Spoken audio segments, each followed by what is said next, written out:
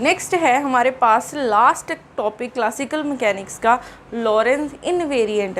तो हमने ये कुछ क्वांटिटीज़ किए थे लास्ट लेक्चर्स में कि लॉरेंज इनवेरिएंट क्वांटिटीज़ कौन सी थी।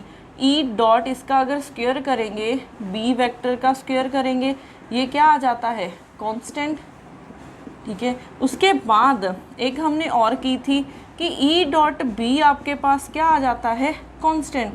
ये दोनों को यूज़ करके, इन दोनों इक्वेशंस को यूज़ करके, इन दोनों इनवेरिएंट क्वांटिटीज़ को यूज़ करके बहुत सारे क्वेश्चन सॉल्व हो जाते हैं और ये मोस्ट इम्पॉर्टेंट टॉपिक है। ठीक है, इसमें से हर साल क्वेश्चन आते ही आते हैं। तो ये क्वांटिटीज़ को याद रखना। अब इसके रिलेटेड हम न्यूमेरिकल लिखते हैं, वहाँ से ज़्यादा क्लियर हो जाएगा। तो क्वेश्चन देखो क्या है।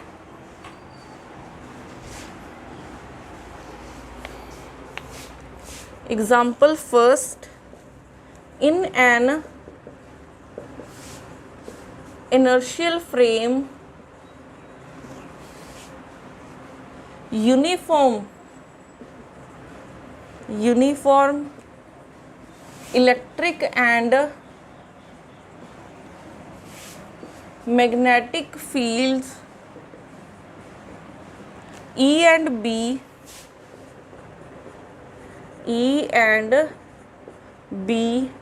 are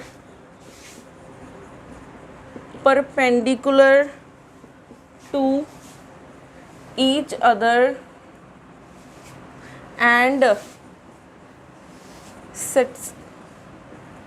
ये सेटिस्फाई कर रहे हैं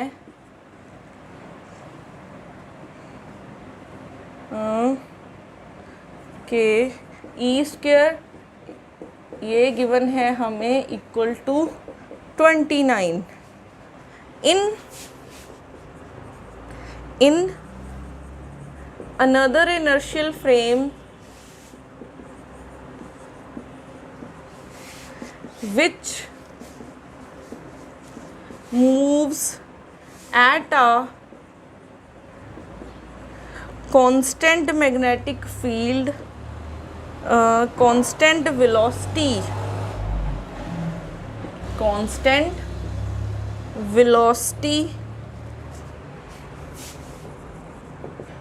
with respect to the first frame,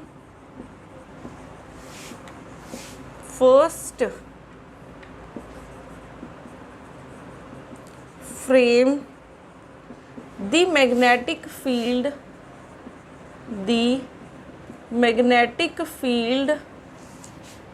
is 2√5 k cap in the second frame, an electric field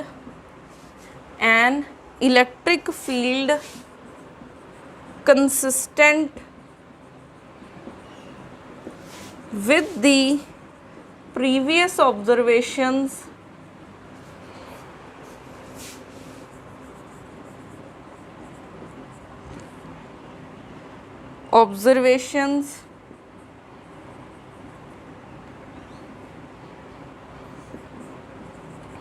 is option A है 7/√2 I + j, ऑप्शन बी है 7I + k, ऑप्शन सी है 7/√I + k कैप और option D है 7I cap + j cap.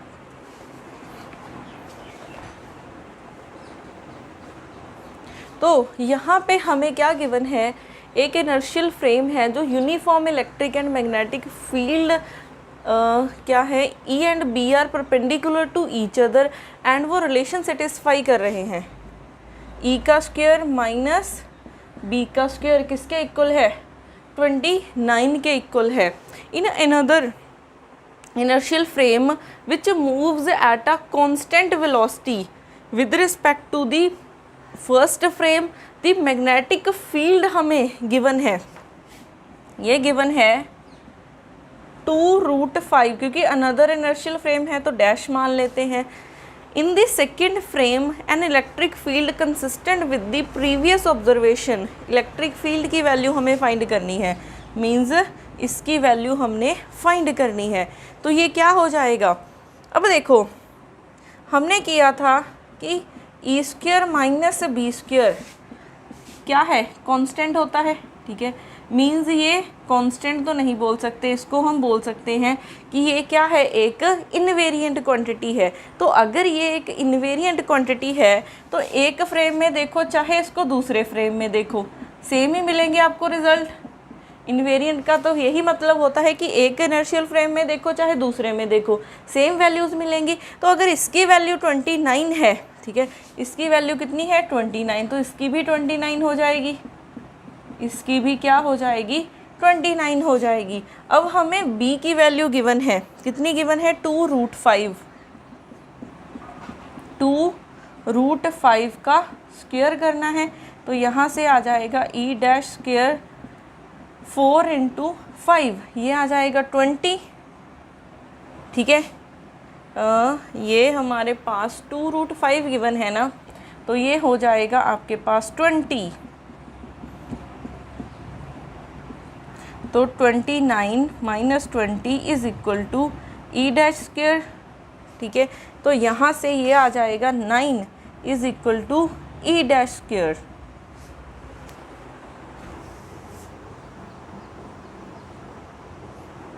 Okay, मैं ये यहाँ पे देखो, यहाँ पे माइनस है ना, तो इस तरफ आके ये प्लस हो जाएगा, तो ये 49 बन जाएगा। तो यहाँ से E' क्या आ गया है, ये आ जाएगा √49 मैग्नीट्यूड, ठीक है। ये स्क्वायर इस तरफ लेके गई हूँ सिर्फ, तो E' का मैग्नीट्यूड आ गया है 7। अब एक और पॉइंट देखो, उन्होंने कहा है कि E और B क्या है, परपेंडिकुलर एक दूसरे पे। अगर ये परपेंडिकुलर है, अगर आपके पास इलेक्ट्रिक फील्ड के डायरेक्शन में है, ठीक है, के डायरेक्शन में है, तो हमारे पास इलेक्ट्रिक फील्ड, मैग्नेटिक फील्ड के डायरेक्शन में है, तो इलेक्ट्रिक फील्ड के डायरेक्शन में तो नहीं हो सकती, बाकी दो में हो सकती है। तो यहाँ से ना तो इसमें हो सकती है ना ही इसमें हो सकती है, ठीक है, क्योंकि ये इलेक्ट्रिक फील्ड की ही तो वैल्यू गिवन है। तो इलेक्ट्रिक फील्ड के डायरेक्शन में नहीं हो सकती, दो परपेंडिकुलर डायरेक्शन कौन सी हो जाएंगी, I + J में होंगी। तो यहाँ पे तो I + J वाली दो टर्म्स गिवन है, ठीक है, तो कौन सी होंगी, हमें गिवन है E' का मैग्नीट्यूड 7 है, इसका मैग्नीट्यूड लो तो क्या आ जाएगा 7/√1 + 1 रूट, ठीक है, 7/√2 × √2, तो यहाँ से आ रहा है 7, ठीक है। अब इसका भी देख लेते हैं, मैग्नीट्यूड क्या आएगा √1 + 1, ये आ जाएगा 7√2। तो बट E का मैग्नीट्यूड कितना आया है 7, तो यहाँ से 7 ये बन रहा था, तो यहाँ से ऑप्शन ए क्या हो जाएगी, करेक्ट हो जाएगी। तो ऐसे हम लॉरेंस इनवेरिएंट क्वांटिटीज़ का यूज़ कर सकते हैं, ठीक है, क्वेश्चंस को सॉल्व करने के लिए।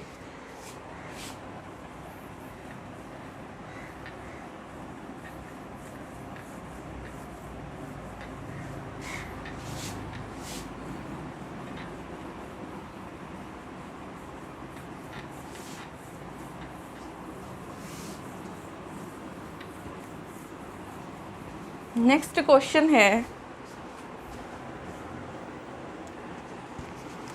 क्वेश्चन नंबर 2 है, the value of the electric and magnetic fields in a particular frames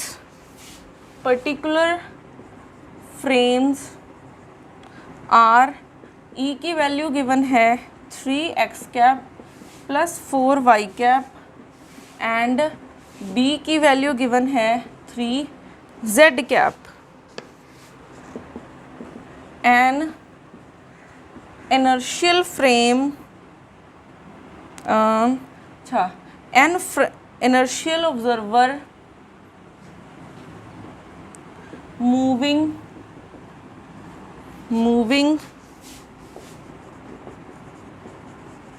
with respect to this frame measured the magnitude of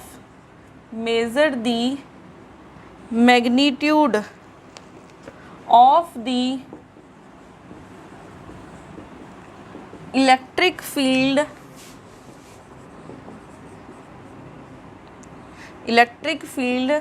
to be E dash is equal to 4, the magnitude of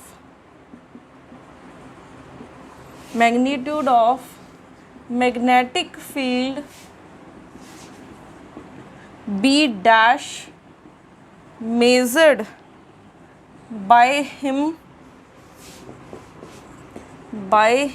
is option A है 5, option B है 9, option C है 0 और option D है 1।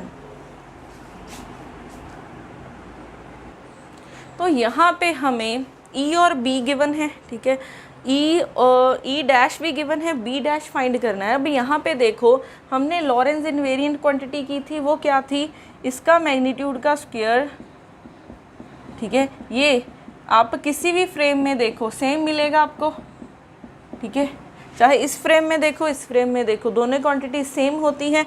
अब इसकी values given है और ई dash का मैग्नीट्यूड 4 गिवन है, ठीक है। तो यहाँ से ई का मैग्नीट्यूड लो, ठीक है, कितना आ जाएगा 9 + 16 ऊपर स्क्वायर है, माइनस बी का मैग्नीट्यूड 3 का स्क्वायर करोगे 9 आ जाएगा और ऊपर स्क्वायर है, ठीक है। फिर ये 16 माइनस बी का मैग्नीट्यूड का स्क्वायर, यहाँ से आ जाएगा √25, ये कट गया, ठीक है, 25 माइनस यहाँ से ये कट के 9 आ जाएगा। तो 16 minus B dash square is equal to यहाँ से आ जाएगा 16, ठीक है। तो ये टर्म इस तरफ लेके आए, ये टर्म को दूसरी तरफ लेके आए, तो यहाँ से ये कितना आ गया है कैंसिल होके 0, तो इसका मैग्नीट्यूड कितना आ गया है 0, तो यहाँ से इसकी वैल्यू 0 बन गई है। तो ऐसे हम इस इक्वेशन को यूज़ कर सकते हैं, ठीक है। तो ये इक्वेशन आपने याद रखनी है, ये क्वांटिटी बहुत यूज़ हो जाती है, ये मोस्ट इम्पॉर्टेंट, ठीक है, टर्म बोल सकते हैं, ठीक है, मोस्ट इम्पॉर्टेंट टॉपिक बोल सकते हैं हम क्लासिकल मैकेनिक्स का, इसमें से क्वेश्चन आते ही आते हैं, ठीक है। तो अगर आपने अच्छा स्कोर करना है तो ये आपको आना चाहिए।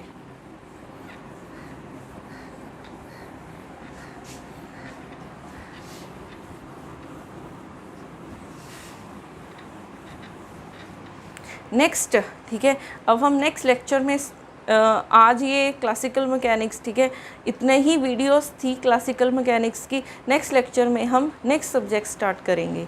Thank you.